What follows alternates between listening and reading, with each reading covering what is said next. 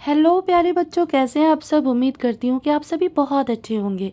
प्यारे बच्चों, इस वक्त आप सभी बहुत ज़्यादा मन लगा के पढ़ाई कर रहे होंगे और इंशाअल्लाह आप सभी कामयाब भी होंगे। तो प्यारे बच्चों, इस वीडियो को मैंने आप ही के लिए बनाया है, उर्दू जान पहचान 10th क्लास के लिए, क्योंकि ये बहुत ही इंपॉर्टेंट चीज़ें मैंने इस वीडियो में रखी है। आप सभी से बहुत ध्यान से देखेंगे, पढ़ेंगे। छोटी से छोटी वीडियो बनाने की मैं कोशिश करूँगी ताकि आप सबको समझ में आ जाए और आपका ज़्यादा टाइम भी ना जाए। बेटे, इस वीडियो को अगर आपने ध्यान से देखा तो आपके 25 नंबर इसी वीडियो में से आएंगे। यानी ये जो वीडियो मैंने बनाई है इसमें से 25 मार्क्स आपको हर हाल में यहीं से मिलेंगे। तो इस वीडियो को आप केयरफुली शुरू से लेके आखिर तक देखेंगे, ये सोच के कि इसी में से एग्ज़ाम में आएगा। 25 मार्क्स के क्वेश्चन इसी में से आएंगे। तो चलिए शुरू करते हैं बिना देरी किए हुए, और उम्मीद करती हूँ कि आप सभी का रिज़ल्ट बहुत बहुत बहुत अच्छा आएगा और मेरी बहुत सारी दुआएं हैं आप सबके लिए। चलिए शुरू करते हैं। तो सबसे पहले बेटा मैं बताती चलूँ कि एग्ज़ाम में 5 नंबर का मरकज़ी ख्याल पूछा जाता है। किसी भी नज़्म का मरकज़ी ख्याल ज़रूर पूछा जाता है या फिर खुलासा। तो चलिए शुरू करते हैं। सबसे पहली नज़्म क्या है? नेकी और बदी, जिसको लिखा है नज़ीर अकबर आबादी ने। किसने लिखा है बेटा? नज़ीर अकबर आबादी। नज़ीर अकबर आबादी कहाँ पैदा हुए थे? दिल्ली में। चलिए शुरू करते हैं। तो इस नज़्म में शायर ने ये बताया है कि दुनिया दारुल अमल है, यहाँ जो जैसा करता है वैसा ही भरता है। यानी जैसी करनी वैसी भरनी। आप जैसा अमल करोगे बेटा वैसा आपके साथ होगा। इसलिए हमेशा अच्छे काम करने चाहिए। इंसान अगर अच्छे अमल करता है तो उसे उसका अच्छा सिला मिलता है, और अगर उसे के अमल नेक और सालेह नहीं होते तो उसे बदले में भी फूल नहीं कांटे ही मिलते हैं। बबूल का पेड़ लगाने वाले को फूल नहीं कांटे ही हाथ आते हैं। इसलिए इंसान को बदी के बजाय नेकी का रास्ता इख्तियार करना चाहिए। इसलिए कहते हैं कि ना, हम जैसा बोएंगे वैसा काटेंगे। इसलिए अपना हुस्न सलूक, अपना अमल, अपना रद्द अमल सब कुछ हमें बहुत बेहतरीन और बेहतर रखना चाहिए ताकि सामने वाला भी आपके लिए बहुत अच्छा करे। चलिए इसका खुलासा भी हम कर लेते हैं। खुलासा क्या है इसका? शायर कहता है कि दुनिया एक अजीब बस्ती है। ये महंगों के लिए तो महंगी है और सस्तों के लिए सस्ती है। यहाँ हर आन झगड़े होते हैं, हर आन फैसले होते हैं। अगर इंसान सुस्त है तो अगर इंसान यहाँ पर सुस्त है तो उसे यहाँ मस्ती मिलती है, और अगर वो पस्त है तो यहाँ उसे पस्ती मिलती है। यहाँ देर है अंधेर नहीं, यहाँ हाथों हाथ अदल और इंसाफ मिल जाता है। यानी कहने का मतलब ये है कि आप जैसा करते हो आपको वैसा मिलता है। आपको दुनिया में ही अदल इंसाफ मिल जाता है। अगर कोई दूसरों की इज्जत करता है तो लोग उसकी भी इज्जत करते हैं, और जो दूसरों को खाना खिलाता है तो उसकी रोजी रोटी भी इजाफा होता है। जो दूसरों का नुकसान करता है उसे भी नुकसान उठाना पड़ता है। गर्ज जो इंसान जैसा करता है उसे वैसा ही उसका फल मिलता है। इतनी तो बात आप सबको समझ में आ गई बेटा कि नेकी और बदी का मसला क्या है। क्या शायर इसमें क्या कहना चाह रहा है कि आप जैसा करोगे वैसा आपके साथ होगा। इसलिए अपने अमल ठीक रखें। जो दूसरों की नाव पार लगाता है खुदा उसकी मुश्किलों को भी दूर करता है। जो दूसरों को डिबोने की कोशिश करता है खुदा उसे भी डिबो देता है। यहाँ जैसा इंसान दूसरों के साथ करेगा वैसा ही उसका बदला मिलेगा। यहाँ देर है अंधेर नहीं, यहाँ अदल इंसाफ ज़रूर मिलता है। यहाँ नकद सौदा है, और उस हाथ दे और उस हाथ ले। तो समझ में आ गया होगा प्यारे बच्चों आप सबको। चलिए मरकज़ी ख्याल अब हम चलते हैं हम्द, जो कि सबसे पहला सबक है, जिसको लिखा है इस्माइल मेरठी ने। तो प्यारे बच्चों, इसका भी मरकज़ी ख्याल पूछा जा सकता है। मैंने वैसे 3 से 4 मरकज़ी ख्याल रखा है। अगर इसको आपने अच्छे से देख लिया तो बेटा 5 मार्क्स आपके कहीं नहीं गए हैं। तो इस्माइल मेरठी ने नज़्म हम्द लिखा है। चलिए इसका भी मरकज़ी ख्याल कर लेते हैं। खुदा ताला ने इंसान को बहुत सी नेमतें अता करी हैं। यानी अल्लाह ताला ने हम सबको बहुत सारी नेमतों से नवाजा है। ज़मीन, आसमान, फल फूल, पौधे, नदियाँ, बेशुमार चीज़ें पैदा की हैं। हमें इन चीज़ों की कद्र करनी चाहिए और उस रहमत और उन करम का शुक्रिया अदा करना चाहिए। हर चीज़ से उनकी रहमत, अज़मत, हिकमत और कारीगरी का इजहार होता है। हमें उन तमाम मेहरबानियों के लिए उसका शुक्रगुजार होना चाहिए। किसका? यानी अल्लाह ताला का, जिसने हमें इतनी सारी बेशुमार नेमतों से नवाजा। ठीक है, अब हम चलते हैं बेटा।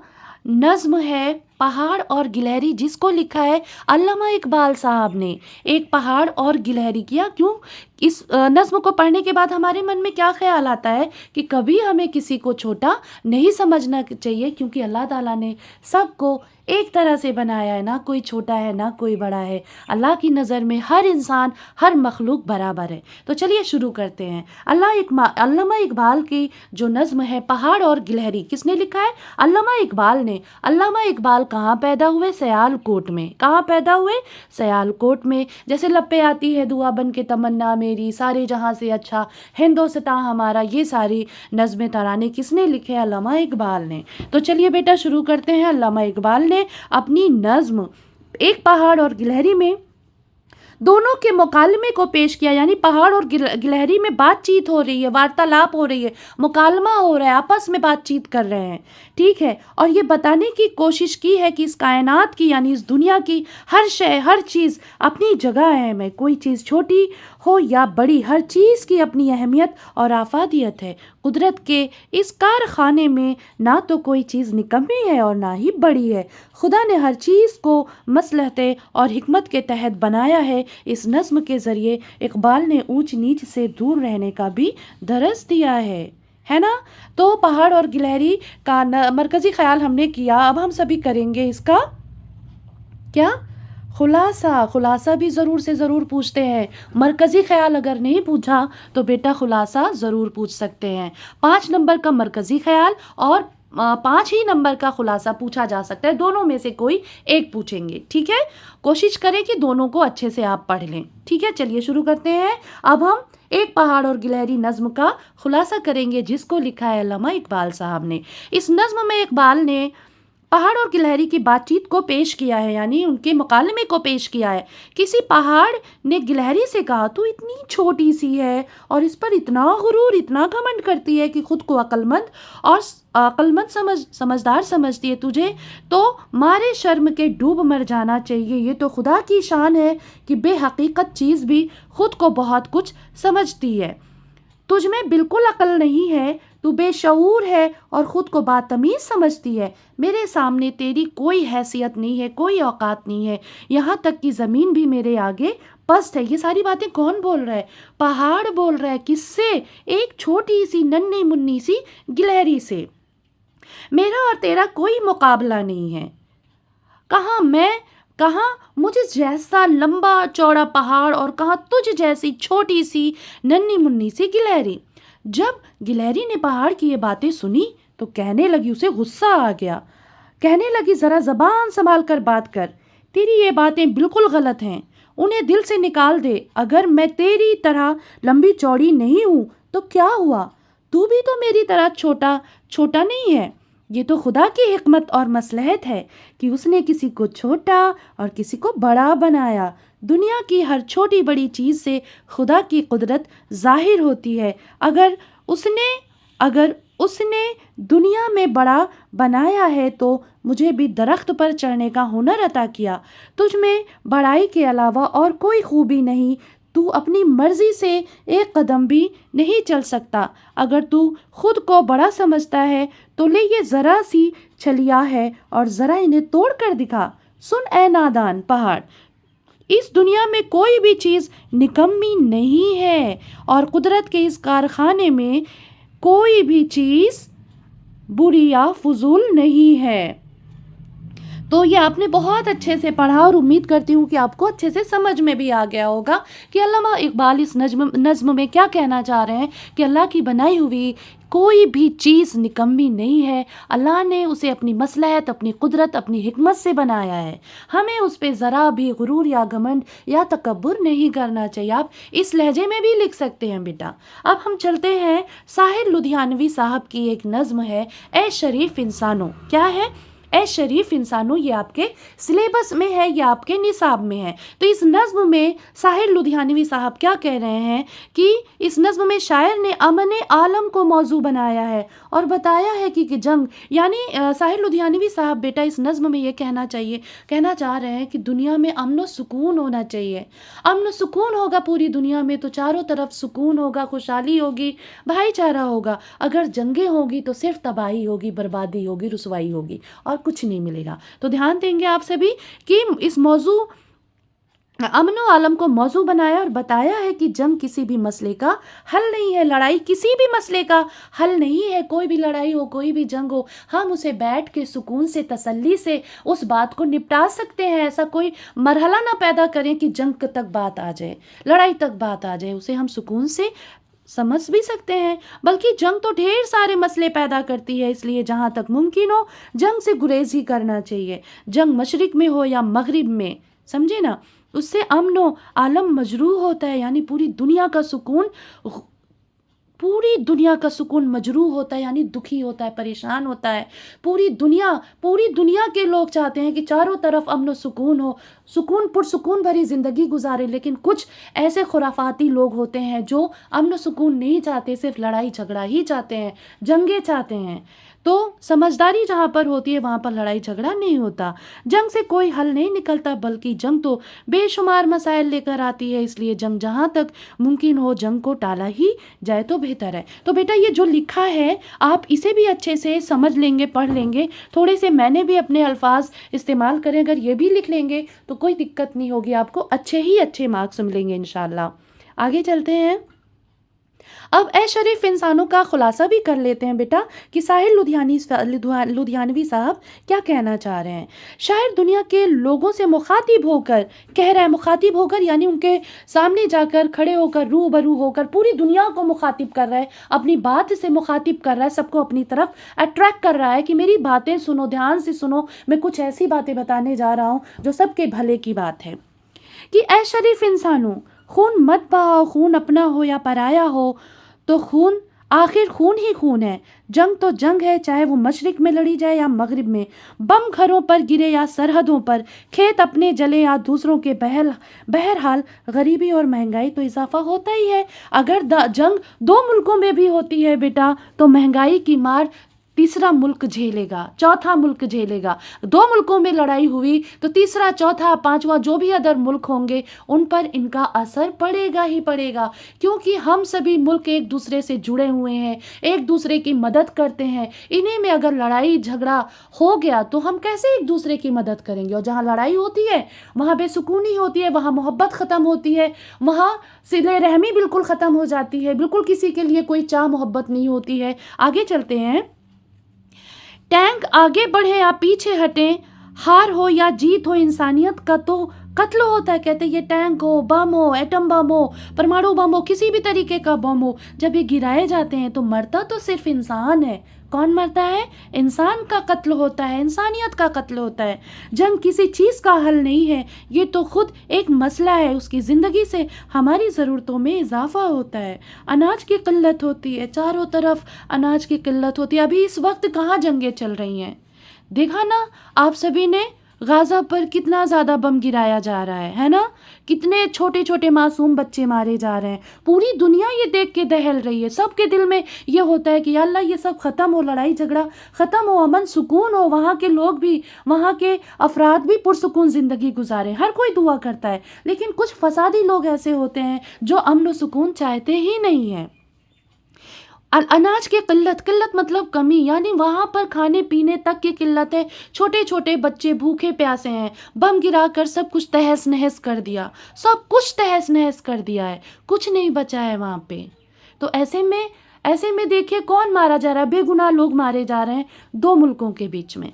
इसलिए ऐ शरीफ इंसानों, जहाँ तक मुमकिन हो जंग को टालते रहो और अपने घरों में अमन की शम्मा जलाए रहो।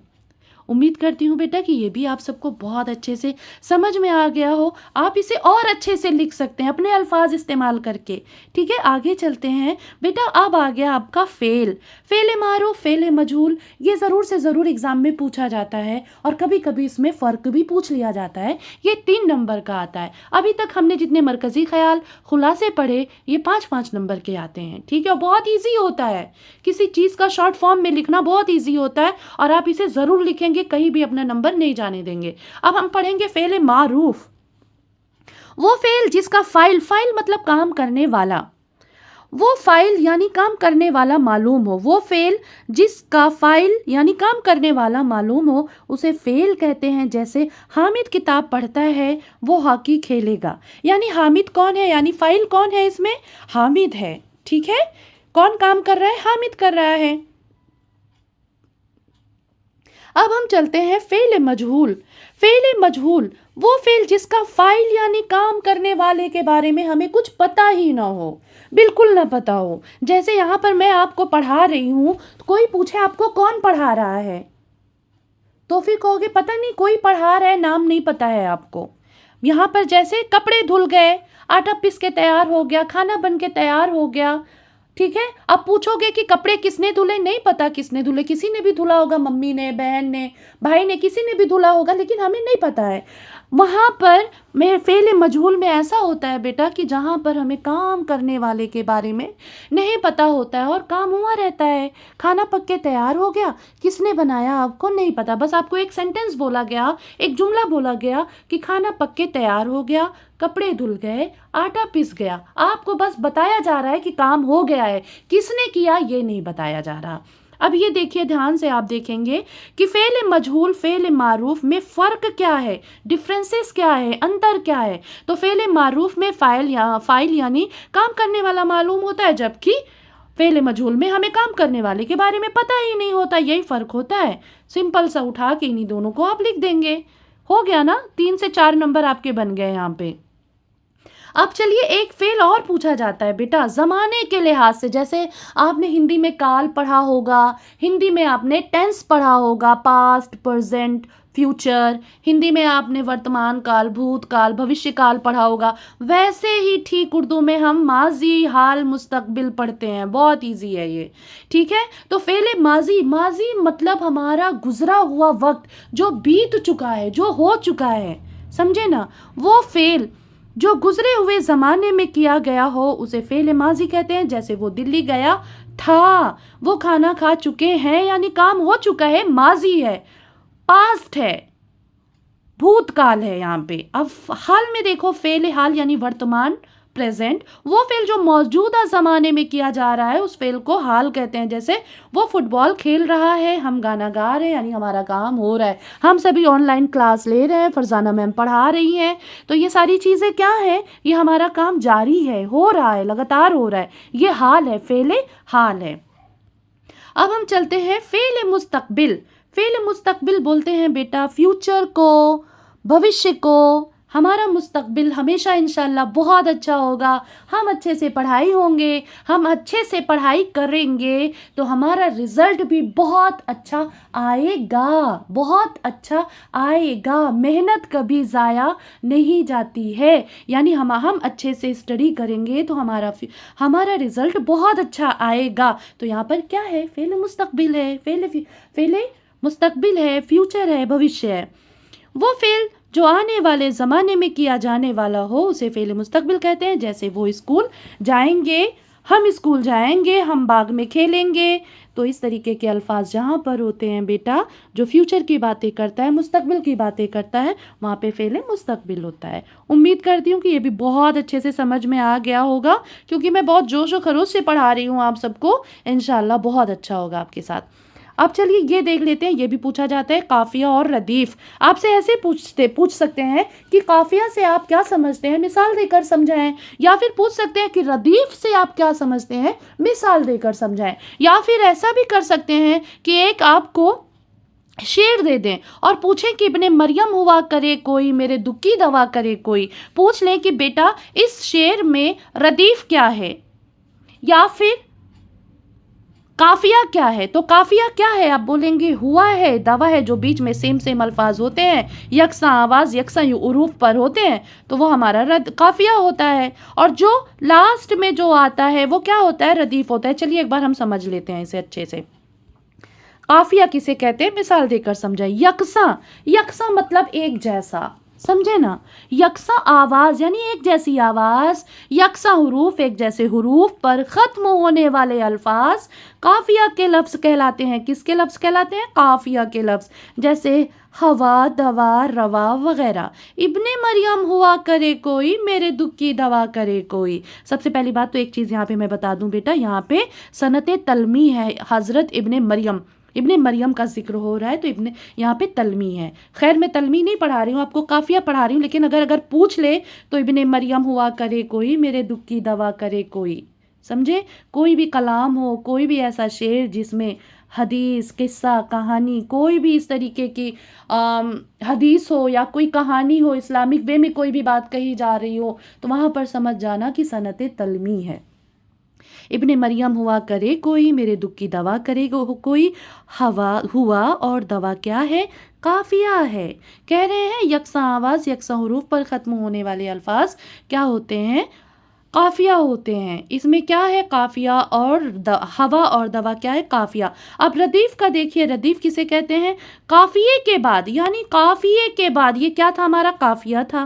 काफिये के बाद जो अल्फाज हर बार दोहराए जाते हैं रदीफ कहलाते हैं। करे कोई, करे कोई। इब्ने मरियम हुआ करे कोई, मेरे दुख की दवा करे कोई, करे कोई, करे कोई सबसे लास्ट में आया तो ये क्या हो गया? रदीफ हो गया। क्या हो गया बेटा? रदीफ हो गया। तो अब चलते हैं बेटा, ये भी आपको समझ में आ गया। अब ये देखिए, ये बहुत ही इंपॉर्टेंट पार्ट है। मेरा मानना है कि किसी भी बच्चे को ये वाला पार्ट तो बिल्कुल भी नहीं छोड़ना चाहिए। एप्लीकेशन वाला फॉर्मेट आप सबको पता होना होता है। फॉर्मेट पर भी बेटा आपको 1 से 2 नंबर मिल जाते हैं। ठीक है, तो चलिए शुरू करते हैं। दरख्वास्त सेक्शन की तब्दीली के लिए, ये आपके निसाब में है, आपके सिलेबस में है, ये आपसे एग्ज़ाम में पूछा जा सकता है कि बराए सेक्शन तब्दील आप एक एप्लीकेशन लिखें। तो सबसे पहले बेटा क्या करना है आपको, यहाँ पर बाखिदमत जनाब प्रिंसिपल साहिबा, स्कूल का नाम डाल देंगे, अपने एड्रेस डाल देंगे, फिर एक लाइन छोड़ेंगे, फिर दूसरी लाइन में लिखेंगे जनाब आली। आपकी मैडम है तो आलिया लिख दीजिए, जनाब आलिया। आलिया कैसे लिखेंगे? ऐसे लिखेंगे। ठीक है, जनाब आलिया, गुजारिश ये है कि मैं आपके स्कूल में 10वीं जमात सेक्शन बी में पढ़ती हूँ या पढ़ता हूँ। मैं अपना सेक्शन तब्दील करवाना चाहता हूँ या चाहती हूँ, क्योंकि सेक्शन बी में कुछ शरारती तालिबे इल्म हैं जो बहुत परेशान करते हैं। यहाँ पे 1-2 लाइन आप बढ़ा सकते हैं। ना पढ़ते हैं, ना ही किसी को पढ़ने देते हैं। बराए करम मुझे सेक्शन ए में तब्दील करा दिया जाए। और 1 लाइन और बढ़ा दें, आपकी बड़ी बड़ी बड़ी मेहरबानी होगी, एन नवाजिश होगी, लिख दिया बेटा यहाँ पे आपने। और फिर इसके नीचे आपका फर्माबरदार शागिर्द, क्या लिखेंगे? आपका फर्माबरदार शागिर्द, और राइट साइड में तारीख ज़रूर डालेंगे। ठीक है, समझ में आ रहा है ना बेटा आप सबको? ये चीज़ अच्छे से कर लेंगे और बिल्कुल भी नहीं छोड़ेंगे, क्योंकि ये पूरे के पूरे 5 नंबर का आता है। कितने नंबर का? 5 नंबर का। आप नफ्से मजमून भी चेंज, सबका देखो, जितने भी आपके दरखास्त होते हैं, एप्लीकेशंस होते हैं ना, फॉर्मेट सबका सेम होता है। सिर्फ नफ्से मजमून जो मेन टॉपिक होता है, नफ्से मजमून किसको बोलते हैं, ये चीज़ जो है, ये चीज़ आपका चेंज होता है। बाकी सब में सेम डिक्टो वही रहता है। समझ में आ गया? जैसे मान लो आपको दे दिया जाए कि 2 दिन की छुट्टी के लिए दरखास्त दें, तो आपने ये भी सेम लिखेंगे, ये भी सेम लिखेंगे, ये भी सेम लिखेंगे, ये भी तारीख भी सेम। सिर्फ आपको चेंज करना है क्या, ये आपको मान लो कि दे दिया 2 दिन की छुट्टी, तो गुजारिश ये है कि मैं आपके स्कूल में 10वीं जमात की तालिबे इल्म हूँ। कल रात से मुझे बहुत तेज़ बुखार आ रहा है, मुझे बहुत अपने बदन में कमज़ोरी महसूस हो रही है। तो इस तरीके से आप नफ्से मजमून चेंज कर सकते हैं, बट फॉर्मेट सबका सेम रहेगा। ठीक है, आगे चलते हैं। अब दरखास्त बराए फ़ीस माफ़ी, इस पे बहुत ज़्यादा पूछा जाता है। फॉर्मेट मैंने आप सबको समझा दिया है। बाखिदमत जनाब प्रिंसिपल साहिबा Sahib doctor Zakir Hussain memorial senior secondary, आप अपने स्कूल का नाम डाल सकते हैं, जनाब आली या जनाब आलिया डाल सकते हैं। गुजारिश ये है कि मैं आपके स्कूल में गुजारिश ये है कि मैं आपके स्कूल में 10वीं जमात सेक्शन बी में पढ़ती या पढ़ता हूँ। मेरे वालिद एक प्राइवेट फर्म में मुलाजिम है, उन्हें मामूली तनख्वाह मिलती है। हम 5 भाई बहन हैं और सब ज़ेरे तालीम है, ज़ेरे तालीम यानी सब पढ़ने लिखने वाले हैं, अभी इनमें से कोई कमा नहीं रहा है, ठीक है। मेरे वालिद एक बड़े ख़ानदान की कफ़ालत का बार है, यानी मेरे वालिद साहब जो हैं उन पर एक बड़े परिवार की ज़िम्मेदारी है, ठीक है, बहुत ज़्यादा खर्चे हैं, इसलिए वो मेरी फ़ीस अदा करने से ख़ुद को कासिर पाते हैं, यानी फ़ीस अदा कर नहीं पा रहे हैं। बराए करम आप मेरी फ़ीस मुआफ़ फरमा दें, आपकी बड़ी मेहरबानी होगी एंड नवाजिश होगी। आपका फर्मा बरदार शागिर्द या शागिर्दा, लड़की है तो शागिर्दा लिखेगी, लड़का है तो शागिर्द। अपना नाम, क्लास, जमात डाल दें, कोशिश करना बेटा नाम ना डालें, ठीक है।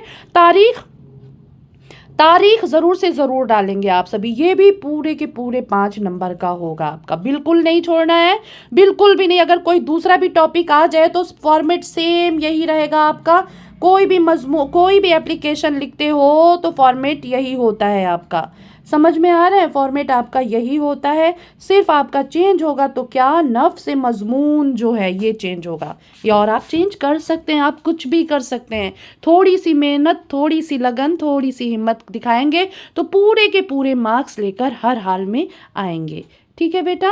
आगे चलते हैं, आगे मेरे ख्याल से मैंने नहीं कर रखा है, इतना भी आप पढ़ लेंगे बेटा। इस वीडियो को आपने केयरफुली देखा, अच्छे से समझा, पढ़ा, तो मैं दावे के साथ कह रही हूँ कि बेटा 25 मार्क्स आपके कहीं नहीं गए हैं। और आप अपने दोस्तों के साथ भी ये वीडियो शेयर करिएगा और कमेंट करके ज़रूर बताइएगा बेटा कि आपका पेपर कैसा हुआ। और अल्लाह ताला से मैं यही दुआ करूँगी कि अल्लाह आपकी कामयाबी अता करे, खूब आगे बढ़े, खूब तरक्की करे, अपने वालिदैन का, अपने स्कूल का नाम रोशन करे। थैंक यू बेटा।